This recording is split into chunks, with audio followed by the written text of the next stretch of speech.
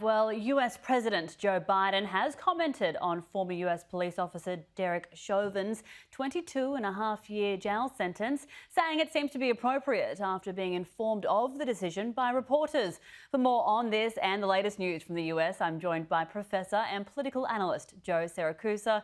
Joe, as always, appreciate your time this morning. Look, the president was pretty quick to comment on Chauvin's sentence. Good morning, Sam. Look, he was quick, and he said he didn't know what all the details were.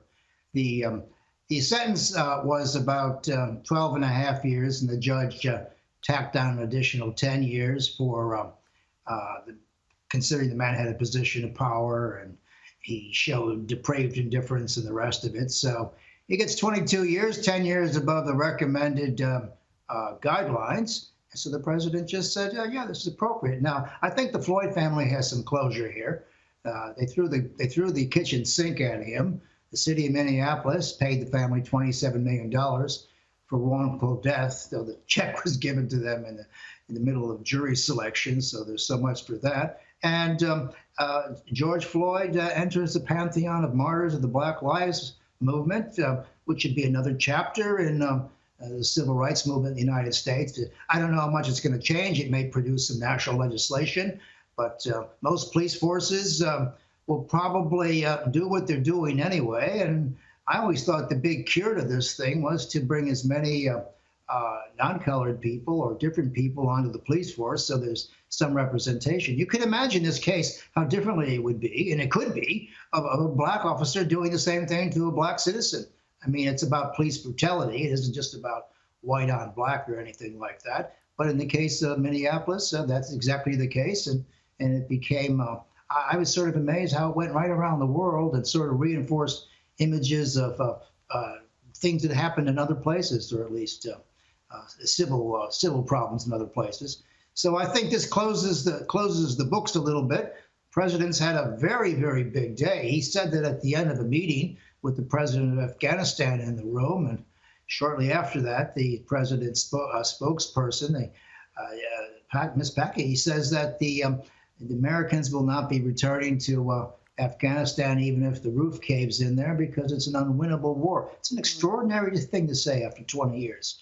It's an unwinnable war, and everybody knows that the Taliban's going to come back with Sharia law and all that implies for women and human rights and the economy, and they're just waiting for the Americans to go, and 650 Americans will remain behind. So today we have a victory for civil rights, or that is for civil justice, police justice, and we have probably a loss on the Afghan front because the president has admitted that, or at least the president's spokesperson has admitted that there's only one way out of here, and that's out the door, leaving the Afghans holding the bags. So, and the other big news today, I think, was the UFO report came down in Congress. And look, I've been a UFO fan all my life. I mean, who couldn't be? It's great stuff. Normally back in the day, in the 50s and 60s, people who reported UFOs were probably moving faster with drugs than the UFOs were moving because they all seemed very suspicious. But today, UFOs are not a taboo. You can talk about them. We don't know what they are. There were 144 cases that were tabled. One of them can be explained. The other 143 cannot be explained. But what I think is interesting is all the 143 cases happened in areas where military exercises or maneuvers were going on. So somebody's looking at somebody. Is there life out there? Probably.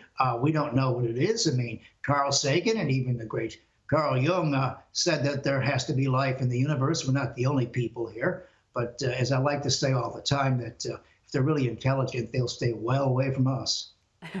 We can agree on one thing, Joe. We certainly enjoy a UFO story. Look, you mentioned the president's had quite a big week. He's also copped a bit of criticism for his infrastructure stance from Senate Republicans.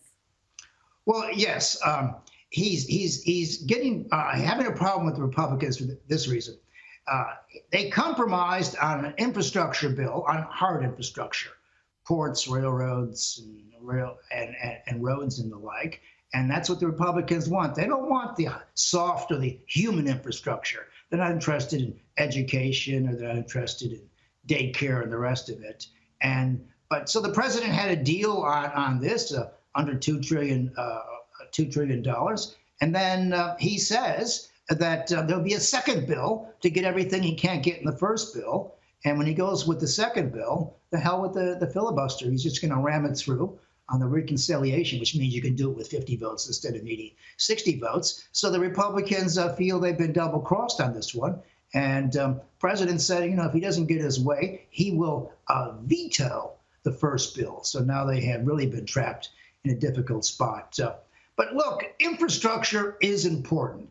A building that came down in Florida is a good example of what's wrong with infrastructure. Also, a bridge came down this week and I think killed some people somewhere in America. Bridges are falling down. Buildings are falling down. And we still don't have an infrastructure bill. And yet the president of the United States is offering billions of dollars in places like Afghanistan to repair things. You see, it doesn't make any sense. We can't get things done at home. So the other thing too is because the president has agreed with the Republicans, the progressives in the Democratic Party are going after him for compromising. They don't want any compromises. They want to ram everything home with those 50 votes plus the Senator Harris as head of the Senate. So they're not interested in compromise right now. But right now, the president of the United States is riding the tiger. He's having difficulty doing anything. He can't get his bills passed. He can't get that police reform bill passed. And he's having trouble on the foreign front. That is, he's got to deal with the new Iranian situation. You've got a president in Iran who's going to be very difficult to deal with and who's made it very plain that President Raisi there wants to return to the normal conditions. That is, he wants the Americans to drop the sanctions. And Biden can't do that without other restrictions. That is, the missile ranges of other things that the Iranians are developing. So that's not going to go anywhere. The North Koreans are jumping up and down. It's their time for a little bit of action. And in the world of foreign policy, North Korea rates #1. They are the 9th nuclear power, and they're completely unpredictable and uncontrollable. And Biden doesn't have a clue how to talk to this guy. And the one thing that could be said about President Trump is he'd have a hamburger with anybody. But Biden's not going to do that kind of thing. So the president's going to have to be in damage control this week, and he's got a hard job in front of him. He has to convince the American people that he was the right man for the job, that he was the fellow who can get the compromises through, who could return America to the world stage. And so he's promised a great deal. Will he be able to deliver? Probably not all of it, but if he gets 50%, he'll be a winner. And Joe, just very quickly, another person on damage control, I guess, this week, Rudy Giuliani. He's been suspended from practicing law.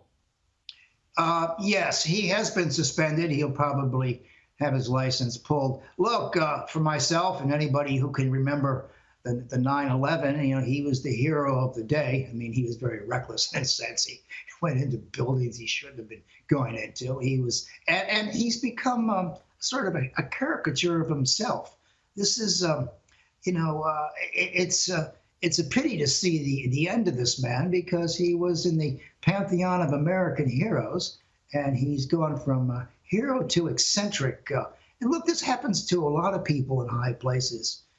They get out of office and they get attached themselves to some causes, and they become very extreme. So we watched Giuliani fall from grace in America. He won't be the first. Maybe he will be restored in prominence later on in life or be revised. But right now, he has fallen from grace, and he shows all the excesses of the Trump administration, which, by the way, the Trump businesses are probably going to be indicted next week in the state of New York. So that's another problem. And Giuliani has done a very silly thing. He has said things that aren't true. And while you can do that under the First Amendment, you can't do it while the Attorney General of New York is looking at you.